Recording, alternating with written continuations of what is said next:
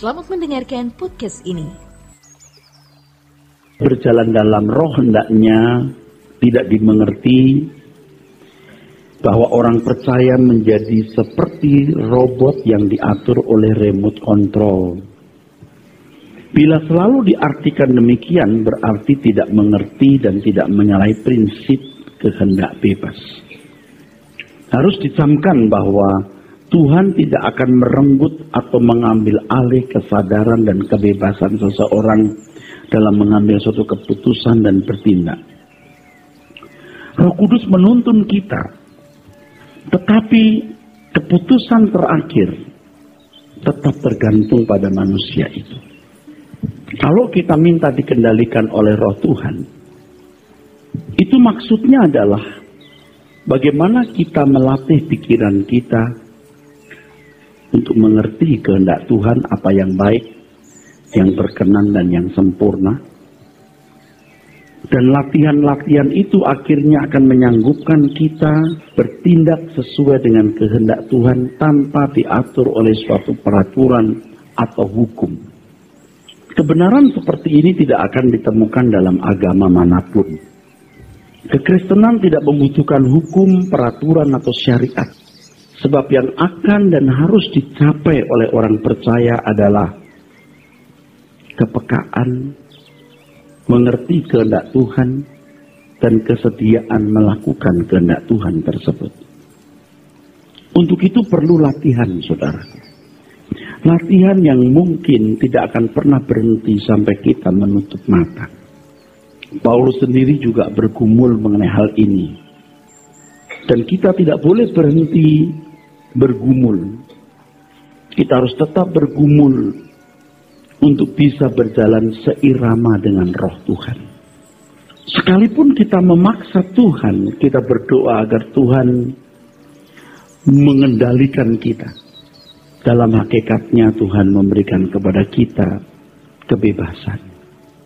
Dan kebebasan yang Tuhan berikan itu kita gunakan dengan bijaksana untuk mengambil keputusan, selalu mengambil keputusan sesuai dengan kehendak Allah.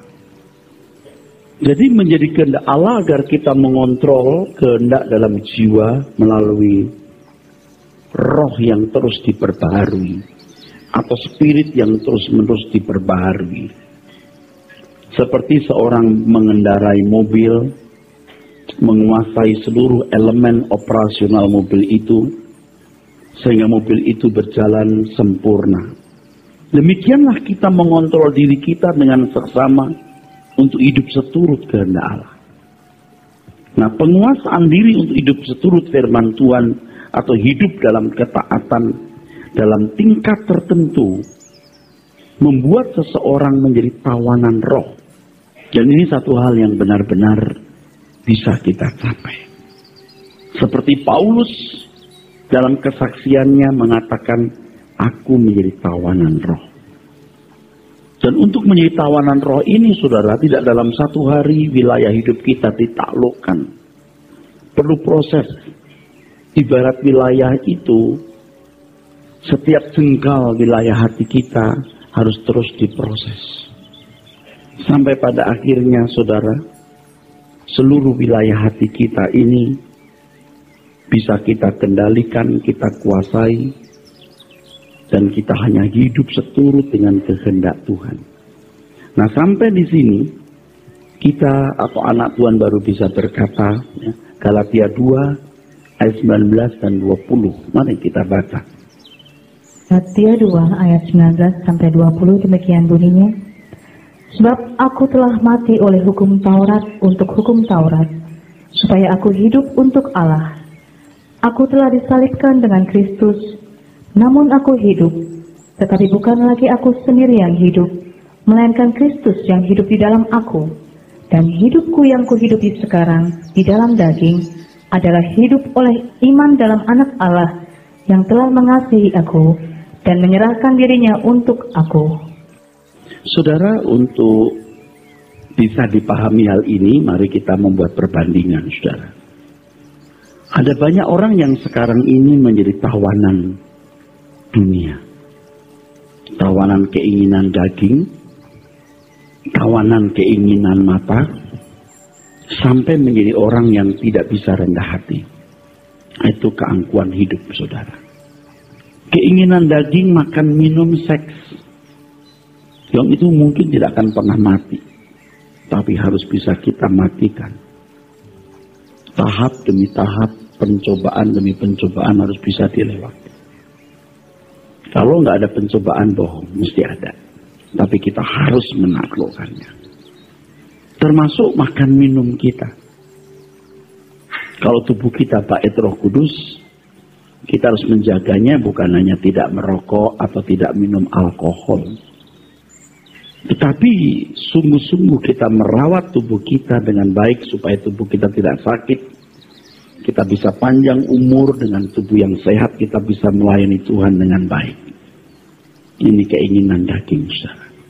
Keinginan mata, saudara, itu materi.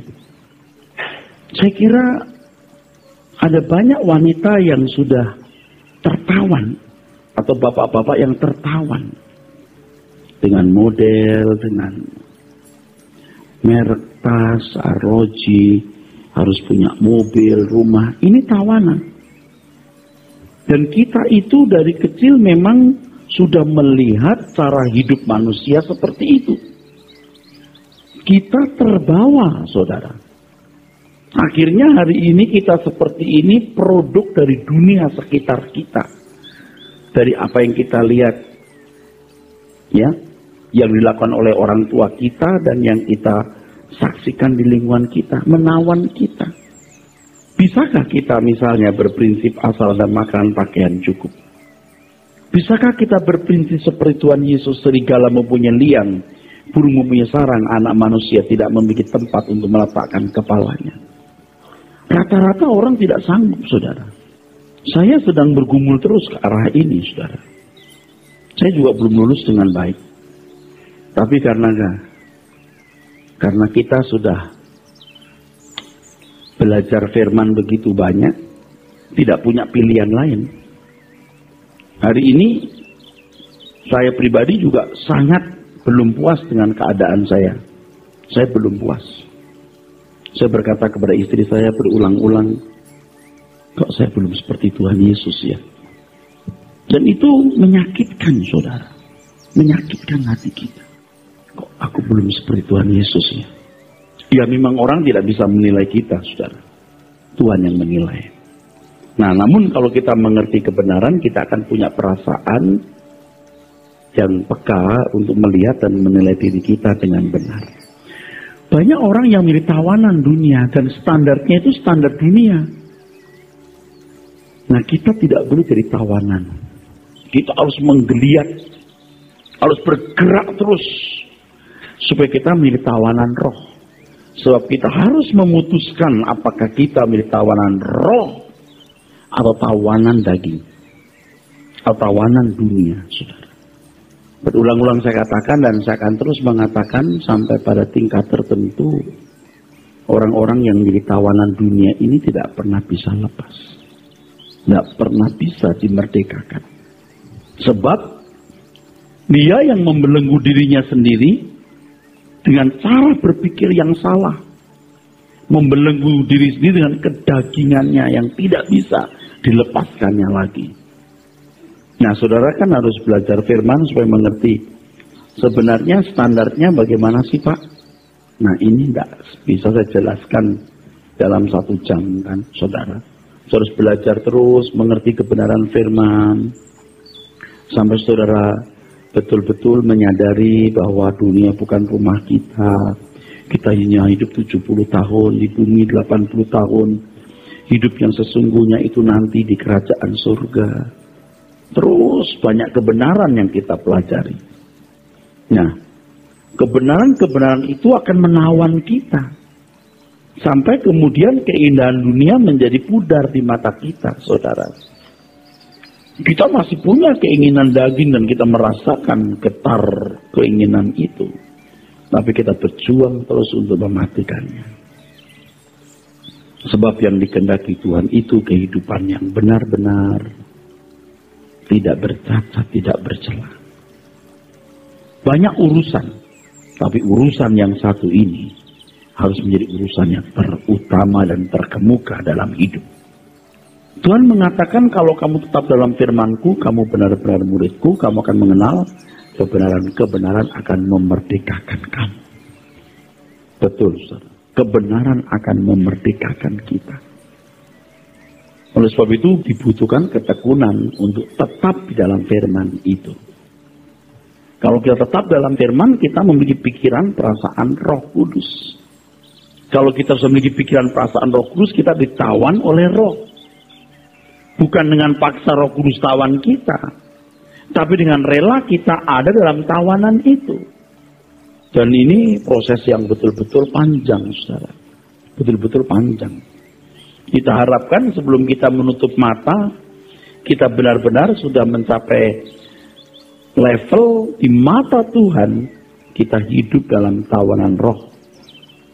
Jadi kalau hidup dalam tawanan roh tidak boleh dipandang secara mistik, ya. Tidak dipandang secara mistik, secara otomatis, tidak. Tapi proses di mana pikiran kita terus diisi firman. Perhatian kita terus terpancang langit baru, bumi baru. Keindahan dunia menjadi pudar di mata kita. Sampai kita menjadi tawanan roh. Tapi kalau saudara tidak menyukai firman, saudara membuka telinga mata terhadap keindahan dunia dan teman-teman, sahabat yang tidak rohani, Anda akan dibawa kepada pikiran duniawi. Dan pikiran duniawi itu membelenggu saudara. Anda jadi tawanan dunia. Jadi jangan heran kalau saudara ketemu family, saudara, teman, kalau diajak bicara nggak nyambung lagi dengan saudara. Dan saudara nggak tahu kenapa kamu nggak ngerti. Yang akhirnya saudara yang dianggap ekstrim. Kalau kamu bisa nggak ngerti ya, nggak akan bisa mengerti dengan cepat. Nggak akan bisa mengerti dengan cepat, saudara.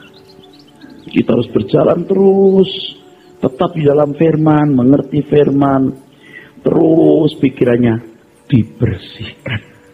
Seperti yang dikatakan dalam Yohanes 17 ayat 17, dikuduskan oleh firman.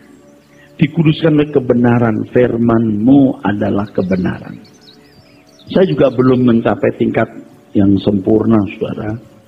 Tapi saya mengajak semua kita bertumbuh terus untuk mencapai tingkat ini. Dan kita tidak akan pernah menyesal kalau kita belajar menjadi murid Tuhan. Di sini proses pemuritan berlangsung. Dan semakin orang suci hatinya, dia semakin peka mendengar suara Tuhan. Kalau dia makin peka mendengar suara Tuhan, dia makin bertindak tepat seperti apa yang dikehendaki oleh Tuhan. Ya, kita tunggu ya, Tuhan datang kembali atau kita semua mati, nanti nilai kita masing-masing akan bisa dilihat. Ya. Nilai kita masing-masing akan dilihat. Saudara punya masalah, saya punya masalah. Saudara punya problem, saya punya problem. Kita punya banyak masalah.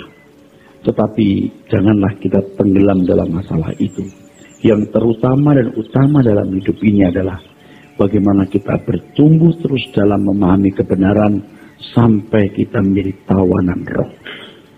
Itu kalau saya boleh tambahkan ya. Karena Paulus belajar kebenaran, dia belajar mengenakan kebenaran itu. Hidupnya diisi untuk misi pekerjaan Tuhan. Sampai dia tidak punya dunia lain. Dia masuk terus dalam kehidupan seperti itu. Akhirnya dia tidak bisa keluar dari situ.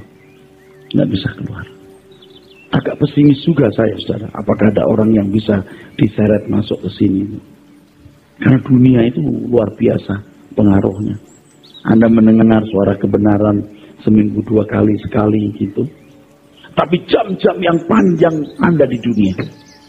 Dari film, tontonan, lagu, pergaulan kita ini diwarnai, saudara. Jadi sulit untuk bisa menghindar, saudara. Sulit. Tapi kalau kita mau, walaupun sulit, bisa. Bisa.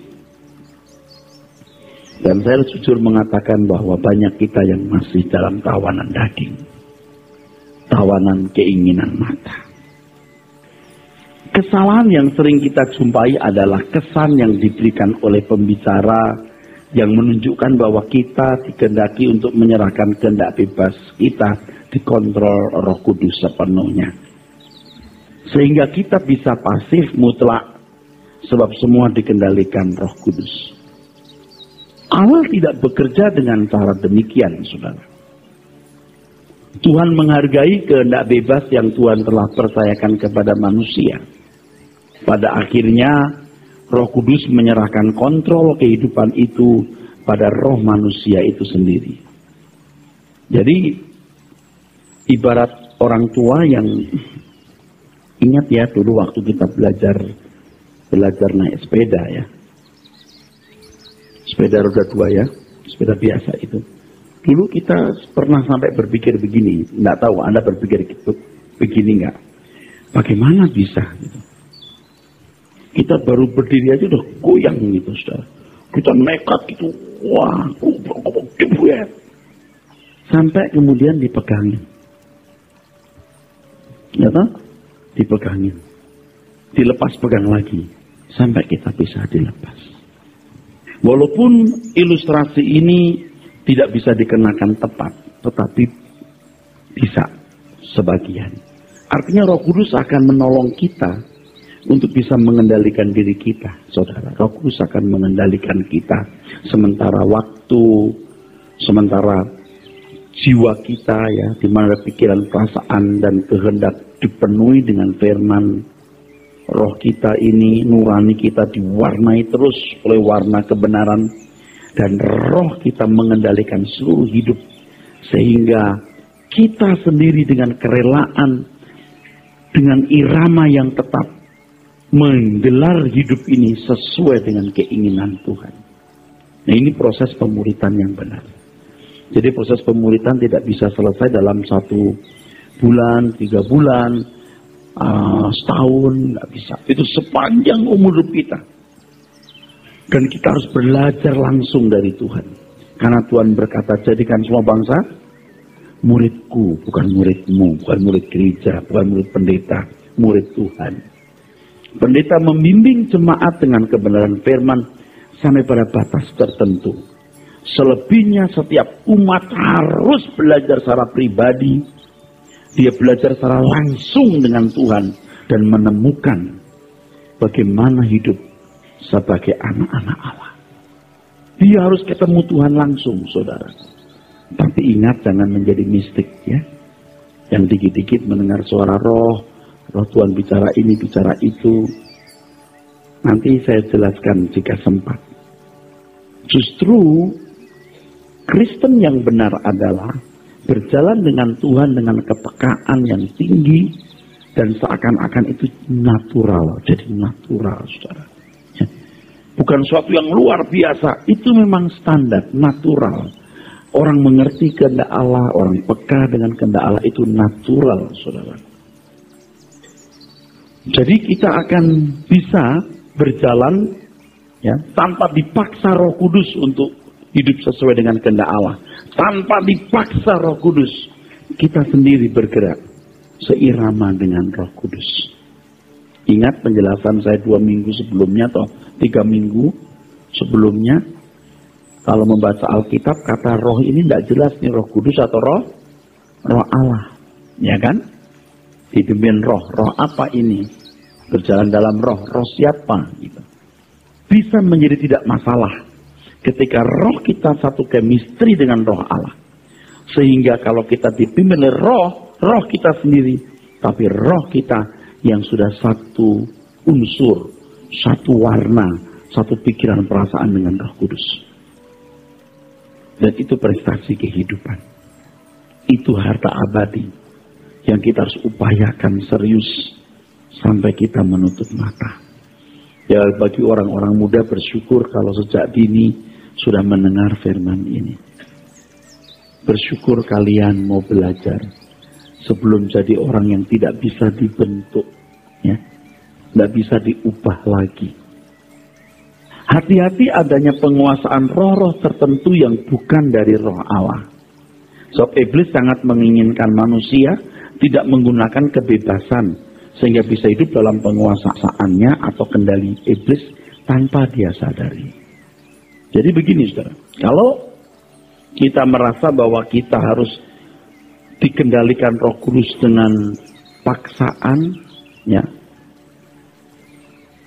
kita tidak belajar bagaimana memperbarui roh dan pikiran kita, yang sesuai dengan yang dikatakan dalam kitab Efesus, diperbarui dalam rohmu. Saudara, karena kita merasa bahwa kita harus dikendalikan Roh Kudus seperti robot yang diatur remote, kita nggak belajar. Tidak belajar bagaimana mengisi jiwa kita dengan firman, dengan kebenaran, dengan firman yang masuk dalam jiwa kita, mewarnai pikiran, perasaan dan kehendak roh kita, nurani kita diwarnai. Tanpa demikian, saudaraku, tanpa kerja keras, tidak melakukan hal itu maksud saya, karena berpikir Roh Kudus bisa kendalikan kita secara otomatis. Kita tidak kerja keras. Kalaupun kerja keras, arahnya salah. Doa, puasa, penyembahan, bagus. Bukan salah, bagus. Tetapi mengisi pikiran dengan firman, itu yang benar dan yang terutama. Makanya kalau orang-orang Kristen yang bersifat mistis, ya, alam roh, dia kurang belajar firman. Anda perhatikan, sampai di mana dia punya kebenaran teruji, sampai di mana? Coba lihat. Setahun, 2 tahun, 3 tahun, 4 tahun, oke. 10 tahun Anda ketemu dia, berubah enggak? Beda kalau nalar kita diisi kebenaran. Sebab emosi perasaan kita itu sangat situasional. Tapi kalau nalar kita, pikiran kita diisi oleh kebenaran, itu permanen, saudara. Saya bukan tidak percaya Roh Kudus berbicara. Roh Kudus harus berbicara setiap saat. Setiap saat. Sehingga percakapan kita dengan Roh Kudus itu setiap saat. Tapi kita tidak dikendalikan secara paksa oleh Roh Kudus. Karena kita sudah punya irama sendiri. Dan Roh Kudus akan pimpin kita terus kepada irama yang lebih tepat seperti pikiran perasaan Allah. Kalau boleh saya ucapkan, saudaraku, ini lebih mahal dari harta yang kita bisa kumpulkan. Lebih mahal dari semua kekayaan yang bisa kita himpun. Anda punya emas 2 ton, gak ada artinya dibandingkan hal ini. Yaitu jika jiwa kita, di mana pikiran, perasaan, kehendak, diisi oleh kebenaran. Roh kita diwarnai oleh kebenaran. Sampai punya nurani Allah atau phroneo. Pikiran, perasaan, Kristus, phroneo dalam bahasa aslinya. Saya punya phroneo Kristus, itu harta abadi. Kumpulkan harta di surga itu ini, saudara. Ini. Di sini seseorang baru bisa menjadi ciptaan baru. Dan kalau salah satu unsur dengan Allah, dia layak disebut anak-anak Allah. Nah, kalau saudara bersikap mistik, waduh saudara, sesat. Tapi di Indonesia ini kan orang sering suka dengan hal-hal begitu. Dan karena sopan santun kita tidak mudah menghakimi orang, ya. Suatu pemilikan dari roh-roh jahat atas diri seseorang yang dikuasainya, meskipun pada tingkat yang sangat kecil. Dari penguasaan pada tingkat kecil, akhirnya akan menjadi penguasaan seluruh kehidupan. Seperti sarang laba-laba itu, saudara. Ini penyesatan terselubung dalam gereja. Orang-orang yang merasa dirinya dikuasai roh Allah, tetapi subjektivitasnya mengambil alih, maka sesungguhnya bukan Tuhan yang berbicara, tapi dirinya sendiri atau oknum lain. Bisa iblis, bisa dirinya sendiri. Saya takut, saudara. Saya takut. Jangan sampai jatuh ke kesalahan ini, saudaraku. Saya sudah ketemu, saudara, orang-orang hebat. Atau orang yang dipandang hebat oleh orang lain. Tapi subjektivitas telah mengambil alih hidupnya. Subjektivitas. Bukan roh Allah. Roh yang lain atau dirinya sendiri. Tapi ya seperti yang tadi saya katakan, di Indonesia orang kan nggak gampang ya, saudara. mencela-cela itu karena sopan santunnya atau kesantunan. Lebih baik kita tidak dianggap sebagai penuh roh, atau tidak dianggap sebagai punya karunia roh, tidak dianggap sebagai istimewa, tetapi hidup kita setiap hari berjalan dengan Tuhan. Justru itu yang benar. Dan nanti baru kita lihat di kerajaan surga nilai hidup kita itu. Mungkin Anda nggak dikenal orang, nggak pernah bernubuat, apa-apa nggak dikenal orang, tapi langkah hidupmu setiap hari adalah langkah hidup yang tidak bertentangan dengan pikiran perasaan Tuhan. Bersekolahlah di situ, ya. Dan kalau Anda mendengar orang bersaksi, Tuhan berbicara, saya mendengar suara Tuhan, Anda nggak perlu minder, karena Anda pun juga mendengar suara Tuhan setiap hari. Sekolahlah di situ, temui Tuhanmu setiap hari, minimal 30 menit, 1 jam. Temui Tuhan, dengarkan firman Tuhan, dan tanya kepada Tuhan, ini khotbah ini benar atau tidak Tuhan? Agar ini benar atau tidak? Tanyakan kepada Tuhan. Doa puasa kalau sudah ragu-ragu. Ya, iya. Saya bisa berkata, oh ajaran saya ini benar, paling benar, bisa saja. Tapi siapa yang bisa menilai? Tuhan. Nah, tanyakan kepada Tuhan. Saya juga menggeliat, saudara, seperti kepompong, ya. Belum jadi kupu-kupu atau sudah jadi kupu-kupu tapi terbangnya belum tinggi. Kita menggeliat terus. Jangan sampai jatuh kepada subjektivitas. Jangan jatuh ke situ, jangan. Roh Allah berbicara kepada saya. Itu saudara, sedih saya lihatnya. Aduh, sedih. Ini kalau sudah umur 60 tahun lebih, wah susah ngerubahnya. Udah kayak bener dia. Saya udah capek deh ngadapin orang-orang begitu. Bener. Aduh, capek deh. Udah yakin banget itu Roh Kudus. Seandainya Roh Kudus kamu tidak akan mengatakan ini. Dan Roh Kudus kamu akan menulis hal ini. Udah ketahuan. Roh Tuhan itu roh lemah lembut. Roh yang tulus, yang tidak melukai. Ya, tidak mengucapkan kata-kata itu. Ya. Nah, saudaraku, harus dimengerti benar apa yang dimaksud dengan penyerahan kepada Allah. Menyerah kepada Allah bukan berarti menjadi pasif, tapi sebaliknya menjadi aktif. Kalau kita berkata begini, Tuhan, aku menyerah kepada kehendak-Mu. Lalu kita pasif, tidak, justru kita jadi aktif. Ketika kita berkata kita mau menyerahkan diri kita kepada kehendak Allah, di situ kita harus menemukan kehendak-Nya. Jadi aktif, bukan pasif. Jangan bicara tentang orang lain dulu, tentang dirimu sendiri dulu. Bergumulah untuk mengatur dirimu sendiri. Jangan ngatur orang lain dulu. Urusi dirimu sendiri dengan benar dulu. Coba semua kita mengurus diri kita sendiri dengan benar. Saudara, kalau punya masalah-masalah berat hari ini yang mengecewakan, saya memberitahu bahwa itu pun jadi sarana Tuhan untuk membuat Anda mencari kehendak-Nya. Kenapa mengalami hal ini? Kenapa mesti begini? Nah, kalau saudara bertumbuh terus ya, sampai tidak punya keinginan ini, nggak punya keinginan itu, ya.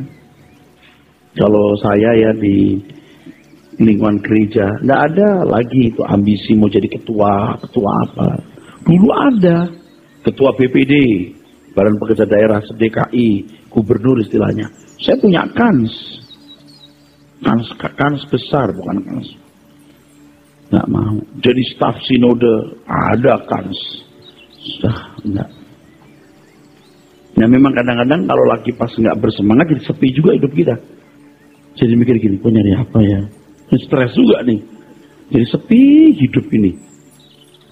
Tapi kalau kita ingat, kita kembali belajar firman Tuhan, waduh, semangat kembali hidup kita.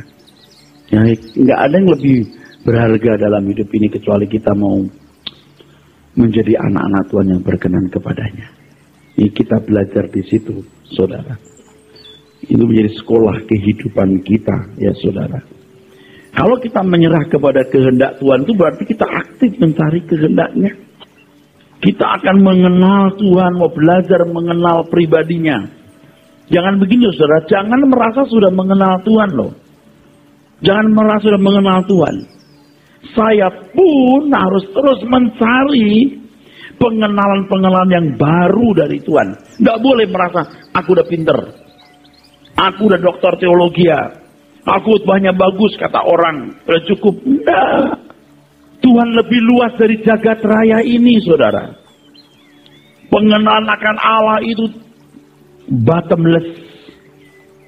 Tak ada dasarnya, luas. Kita cari terus.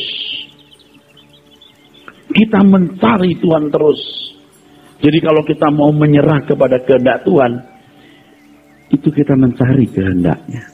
Biasanya orang kalau menyerah kepada kehendak Tuhan pada waktu dia putus asa, ada masalah, nggak ada jalan keluar, lalu berkata, Tuhan, aku menyerah padamu.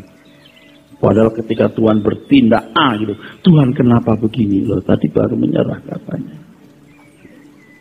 Tapi kalau saudara mengerti apa yang saya sampaikan ini, saudara akan menemukan bahwa menyerah kepada kehendak Tuhan berarti aktif mengenal Tuhan, aktif untuk mendengar suaranya, aktif.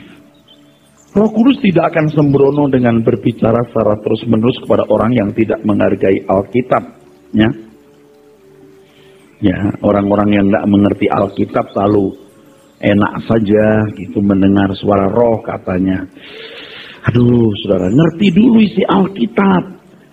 Tuhan tidak mungkin mengkhianati Alkitab, mengkhianati firman Tuhan, tidak mungkin. Maaf ya, ini tim-tim pendoa itu kadang-kadang sudah kebablasan, saudara. Nggak ngerti saya kenapa, kok nggak tekun belajar firman. Berdoa iya, tapi belajar firman juga perlu mengerti firman. Alkitab berulang-ulang, pembaharuan pikiran supaya jangan menjadi mistik, saudara. Lalu untuk mengerti kehendak Tuhan gampang saja berdoa, ada suara bahaya itu. Seandainya begitu, maksudnya orang-orang tertentu yang bisa begitu.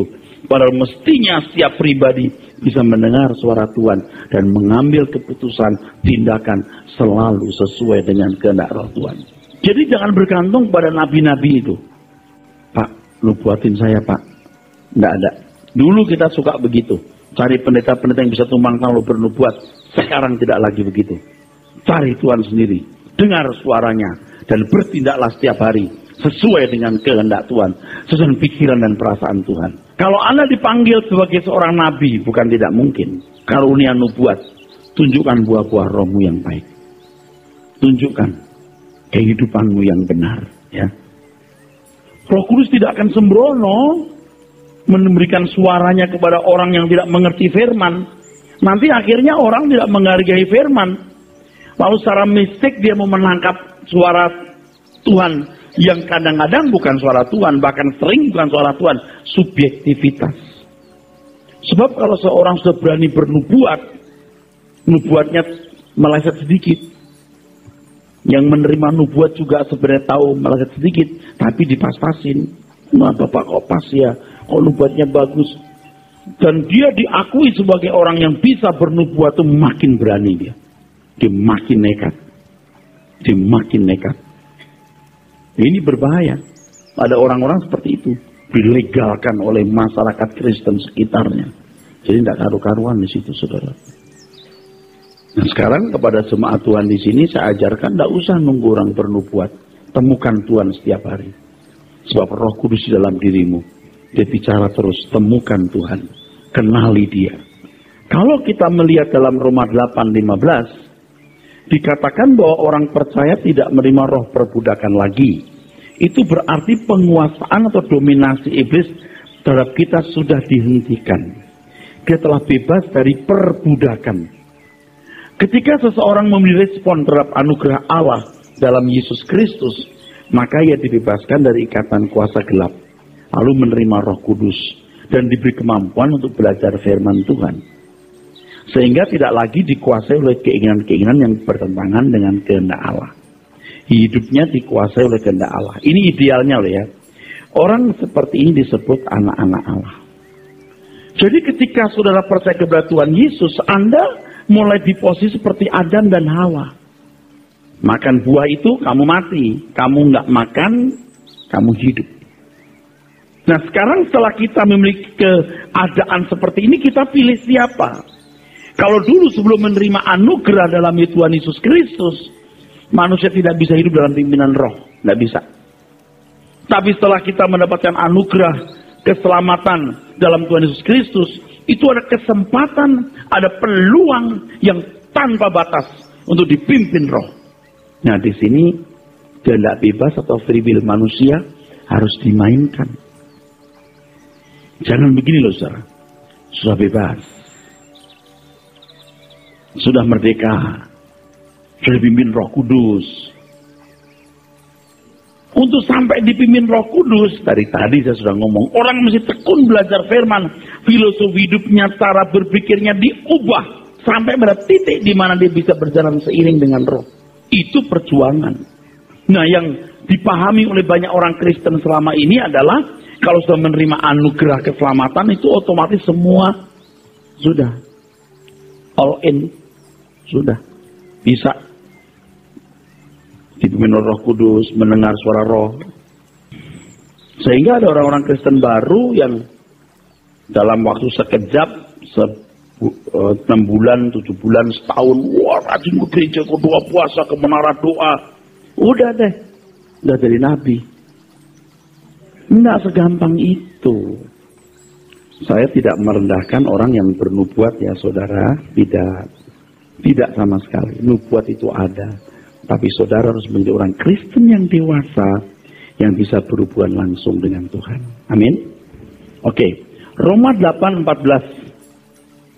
Mari dibaca. Roma 8 ayat 14 demikian bunyinya. Semua orang yang dipimpin Roh Allah adalah anak Allah. Dapatlah dipahami bahwa orang-orang yang masih dalam kekuasaan iblis sebenarnya tidak pantas memanggil dia Bapak. Selama ini begitu mudahnya kita berkata ya Bapa di surga. Nah, siapa sebenarnya yang pantas memanggil Allah itu Bapak? Mereka yang dipimpin Roh. Artinya berjalan seiring dengan Roh. Hidup sesuai dengan kehendak Roh. Dari tadi sudah saya katakan bahwa kita harus memperbarui pikiran kita sampai kita bisa seiring dengan Roh. Kehidupan Kristen yang sejati adalah ketika orang Kristen dalam penguasaan oleh Roh-Nya. Ya. Roh Kudus yang diberikan kepada orang percaya untuk mengasuh orang percaya supaya roh manusia menjadi kuat dan berkualitas. Firman Tuhan mengatakan, kalau kamu memanggil dia Bapak, kamu harus hidup dalam ketakutan, ya. Selama kamu menumpang di dunia, Bapa yang menghakimi tanpa memandang muka, tetapi melihat perbuatan. Ini perbuatan anak Allah atau bukan? Siapakah yang disebut anak Allah itu? Yang bisa berjalan dipimpin Roh Allah. Kalau yang kita dengar itu Injil yang benar, ini jiwa kita ini pasti dalam pikiran, perasaan, kehendak kita diwarnai dengan Injil. Hendaklah kamu dalam hidup bersama menaruh pikiran dan perasaan yang terdapat dalam Kristus. Kalau sudah sampai taraf ini, saudara, ini baru benar.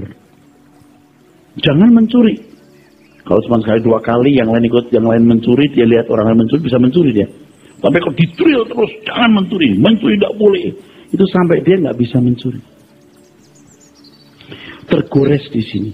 Nah, kalau dunia bukan rumah kita, selalu makan pakaian cukup, mengerti kehendak Allah terus sampai penuh sini, orang betul-betul dalam penghayatan setiap saat bahwa dunia bukan rumahnya.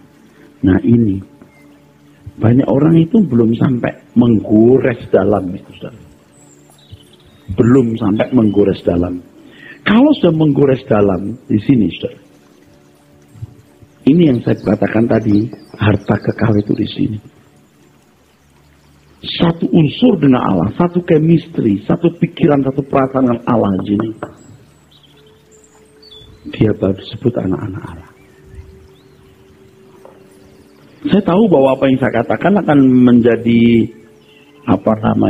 pandangan yang dianggap kontroversi, saudara. So baru-baru ini ya, ada jemaat yang menjadi guru di satu sekolah Kristen, sekolah yang bagus, yang mahal, yang keren gitu. Bicara soal keselamatan.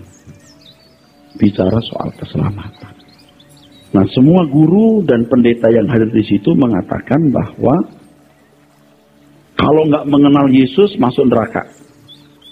Sedangkan di Rehoboth diajar. Kalau tidak mendengar Injil yang dihakimi menurut perbuatan. Dan kemungkinan masuk dunia kan datang. Itu bukan keselamatan seperti yang kita miliki. Keselamatan yang kita miliki adalah dikembalikan ke rancangan semula. Ayub masuk surga atau masuk neraka? Tidak mungkin masuk neraka, surga. Tapi dia tidak akan memerintah. Nanti jangan berkata, wah ada keselamatan di luar Yesus. Tidak ada. Tuhan Yesus mati di kayu salib itu membuat ada pengadilan. Ya, Roma 2 ayat 15-15 orang bisa dihakimi perbuatannya sesuai Injil. Kalau nggak ada kematian Tuhan Yesus di kayu salib, tidak ada penghakiman. Semua meluncur ke neraka. Perbuatan baik bagaimanapun tidak akan menyelamatkan. Tidak akan. Sekali lagi Bapak Ibu jangan hanya mendengar kalimat saya beberapa menit ini ya. Ini kan penjelasannya berbulan-bulan saya menjelaskannya ya. Jangan cuma begitu doang, salah itu. Pernik-perniknya luar biasa lengkapnya ya. Nah, kalau saudara mengerti misalnya soal surga, keselamatan bukan hanya terhindar dari neraka, diperkenankan masuk surga, tapi dikembalikan ke rancangan semula menjadi keluarga Allah. Terus itu diperdengarkan terus, diperdengarkan terus bahwa hidup yang sesungguhnya itu nanti. Dunia bukan rumah kita. Terus diperdengarkan di sini. Ini akan menggores dalam dan nggak bisa lepas. Tapi kalau sudah salah mengajarnya di luar Kristen masuk neraka. Lalu kalau jadi Kristen ya udah selamat. Selamat itu apa? Nggak jelas. Surga itu yang bagaimana? Nggak jelas. Nah, saya ngomong soal surga panjang lagi. Surga itu apa Pak? Nggak mungkin misteri tujuan hidup manusia kok. Surga itu seperti dunia kita hari ini tapi nggak ada dosa. Kok bisa gitu? Ya, jelasinnya juga nanti berminggu-minggu saudaraku. Ya, makanya kalau orang tidak belajar dari nol, tekun nggak bisa. Nah, begitu mendengar firman ini digambar terus sesuai pikiran perasaan Allah, baru orang mengalami kelahiran baru. Baru diakui sebagai anak Allah. Nah ini saudara ini belum tentu sampai tingkat ini. Lumayan masih mau datang ke gereja. Tapi jangan hanya puas saudara-saudara mendengar khotbahnya bagus. Berjuanglah setiap hari untuk mewarnai jiwa. Sampai saudara menjadi anak-anak Allah. Memiliki pikiran perasaan Kristus. Saya sudah melihat orang-orang ya saudara yang ke gereja juga ya. Tapi nggak rubah-rubah hidupnya. Kenapa ya? Banyak faktor. Tapi yang paling utama itu mencintai dunia, materialistis. Terkunci di situ. Atau orang-orang Kristen baik yang merasa dirinya sudah baik. Tapi tidak melihat ukuran menjadi anak Allah itu bagaimana. Ukuran menjadi anak Allah itu seperti Tuhan Yesus. Kalau tidak, bukan. Kelahiran baru itu gak sederhana. Kelahiran baru itu gak sederhana. Orang-orang yang dilahirkan baru itu orang-orang yang betul-betul mengalami proses nurani yang diubahkan terus sampai sewarna dengan Allah. Satu chemistry dengan Allah. Kalau jadi Kristen Pak, tapi gak jahat, ya mungkin bukan anak Allah. Dihakimi menurut perbuatan juga. Tapi tidak termasuk keluarga Allah. Untuk masuk keluarga Allah itu kehilangan segala sesuatu. Kehilangan nyawa. Kehilangan segenap hidup. Katakan amin. Nah, saya ngomong ini. Wah, kok keselamatan jadi mahal, Pak? Ya, Tuhan sendiri yang berbicara. Banyak yang dipanggil, sedikit yang dipilih. Berjuanglah masuk jalan sempit. Ini kalau kita ngomong begini terus ya. Ya, lama-lama kita juga jadi pesimis juga ini. Ya. Orang mau denger enggak gitu. Kita sendiri juga mati-matian menggeliat, saudara. Nah, kalau ini diwarnai dengan kebenaran, sepikiran dengan Allah, enggak usah dipaksa untuk dikendalikan Roh Kudus. Rohnya sendiri mengendalikan seluruh hidup. Itu diberi rohnya sendiri. Jadi bagi Bapak Ibu yang merasa ketinggalan, waduh, itu mesti mengejarnya habis-habisan. Mesti habis-habisan mengejarnya. Kalau masih bisa nyampe. Saya bukan nakut-nakuti saudara atau mengancam saudara lalu membuat keselamatan jadi mahal, enggak. Yang kita pahami begitu dalam Alkitab. Dipimpin Roh Allah adalah anak Allah. Kalau nggak dipimpin Roh Allah, nggak bisa. Dipimpin artinya berjalan seirama. Pneumatikai stoikomen. Anda sudah seirama dengan Roh Tuhan nggak? Kadang-kadang seirama, kadang-kadang enggak. Oke deh kawan. Sekarang belajar hal-hal yang buat kita tidak seirama, kita buang walaupun itu menyakitkan dagingmu. Ini harta yang mahal, Pak. Makanya ya kalau saudara serius tuh ya, dengarkan khotbah terus, lalu tiap hari 1 jam ketemu Tuhan. Tuhan, aku mau ketemu Engkau. Kok nggak rasa apa-apa, Pak? Doa lagi. Tuhan, aku mau ketemu Engkau. Haleluya. Terus Anda pasti ketemu Tuhan. Pasti Tuhan akan berbicara. Jangan begini loh. Jangan nggak belajar firman. Haleluya, terpujilah namamu. Ngeri saya ngomong apa nih? Loh. Gini loh saudara. Tidak mengecilkan arti menyembah Tuhan. Kita harus menyembah. Menyembah itu apa? Proskuneo. Bukan sekedar haleluya, itu ritual. Aduh, mesti dijelaskan. Menyembah itu memberi nilai tinggi Tuhan. Sikap hidupmu itulah penyembahan.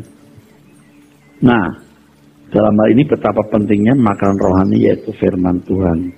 Matius 4 ayat yang keempat. Coba dibaca. Matius 4 ayat keempat, demikian bunyi firman Tuhan.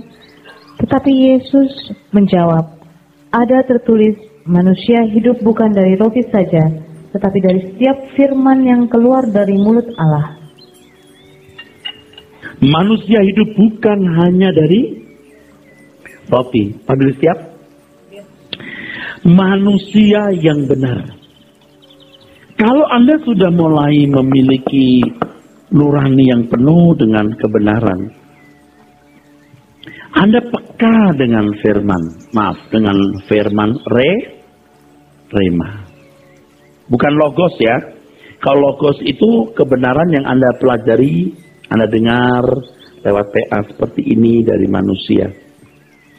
Tapi rema itu firman yang keluar dari mulut Allah. Yang keluar dari mulut Allah pasti keluar dari hati. Jadi orang yang punya, kepadanya ditambahkan. Orang yang tidak punya, apapun yang apalagi diambil. Betul? Makin dia punya banyak, dia ditambahkan. Jadi makin dia punya, makin tinggi. Saudara harus menjadikan ini hal yang paling utama dalam hidup. Nyari. Kita cari, saudaraku. Kejar terus. Anda percaya nggak kalau saudara mau ketemu tuyul, setan, genderuwo, Anda ke kuburan bisa ketemu? Bisa nggak? Bisa, kenapa enggak? Di tengah hutan Anda telanjang badan. Kepercayaan orang-orang kuno itu. Bisa ketemu genderuwo. Genderuwo memang ada. Datang ke kuburan. Malam ini enggak. Besok malam datang lagi. Puasa 3 hari 3 malam. Tidur di kuburan. Terus lama-lama ketemu demit. Betul nggak? Kalau Anda cari Tuhan, lama-lama ketemu Tuhan nggak? Tuhan pasti kasih tahu. Tuhan pasti menunjukkan diri. Tapi Tuhan itu bukan Tuhan yang mengkhianati firman-Nya atau Alkitab. Jangan lupa tuh, belajarlah firman. Di Mazmur pasal 73 ayat 20, wajah mereka kok pandang hina. Wajah kita itu di sini, di mata Tuhan. Ini wajahnya. Tuhan tidak pandang muka itu muka fisik. Tapi muka batin yang diwujudkan dalam tindakan itu wajah kita. Bagaimana mempercantik diri itu kita di sini nih saudara. Jadi wajah yang benar itu adalah itu. Wajah kekekalan. Diukur dari kualitas jiwa yaitu pikiran pasan kehendak tersebut yang menggores di dalam batinnya. Nah ketika firman Tuhan mengatakan manusia segambar dengan Allah, Salem Demos. Salem Demos Allah itu ada di sini saudara. Bukan di fisiknya. Dan saya sebagai pelayan jemaat, ini tanggung jawab saya. Tuhan berkata kepada Petrus, Petrus, Kau mengasihi aku? Ya Tuhan, gembalakan domba-dombaku. Teks aslinya apa? Feed my lamb, beri makan anak dombaku. Tugas saya di situ menyampaikan firman begini nih. Setiap minggu mesti ada sesuatu yang baru, mesti saya gumuli, mesti menjadi berkat. Harus setiap hari, harus saya gumuli setiap hari. Nah di sini saudaraku tanggung jawab saya. Tapi jangan hanya berhenti sampai mendengar khotbah saya, saudara harus mencari Tuhan juga tiap hari. Sampai Anda bertumbuh. Dan Anda tahu, banyak orang di seluruh belahan bumi ini, oke khususnya di Indonesia, yang merindukan firman seperti ini. Yang merindukan pencerahan-pencerahan firman seperti ini. Amin.